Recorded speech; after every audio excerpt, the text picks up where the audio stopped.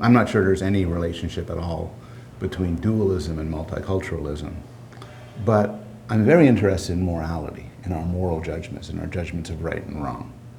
And for that, the issue of a multicultural, cosmopolitan society raises some extraordinarily important questions, questions that are important both theoretically, but also for practical importance. Questions are, on the face of it, people have different moralities. People have different moral systems. And so I might value chastity and sexual modesty. You might not. You might care a lot about patriotism and honor and love of your country. I might not. And so we get outraged at different things. We want different laws put into place.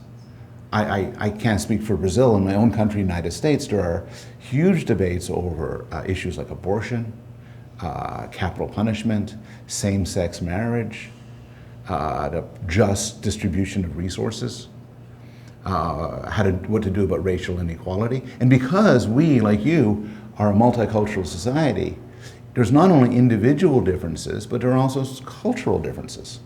People raised in one part of the country might have very different views than people raised in another part of the country. So the question is, how do you cope with that? And a lot of that depends on the psychological question of what you think these differences are. So some people are skeptical, and they think these differences are very radical.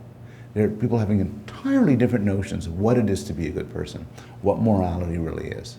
And if you believe that, you will be skeptical about reconciling these cultural differences. The society in the end might have to say, you're right and you're wrong. We're not even going to listen to you. It's just, you just don't fit into our moral way of talking, our moral conversation. I'm not that skeptical. So my research with babies and children leads me to a view that suggests that people actually share a morality. Despite the way that morals seem different, there's actually a deep commonality. And so this is in some way on analogy with somebody like Noam Chomsky talking about language. Where Chomsky says, look, different languages, Portuguese, English, Dutch, Korean, they all sound very different.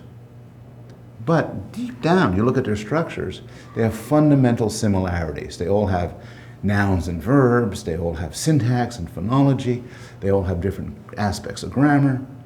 I think the same thing is true for morality. And so because there's an underlying commonality, I think people, for instance, who come from very politically, religiously conservative values, and people from very secular values, in the end, at a sort of a higher enough level, can find things that they agree on.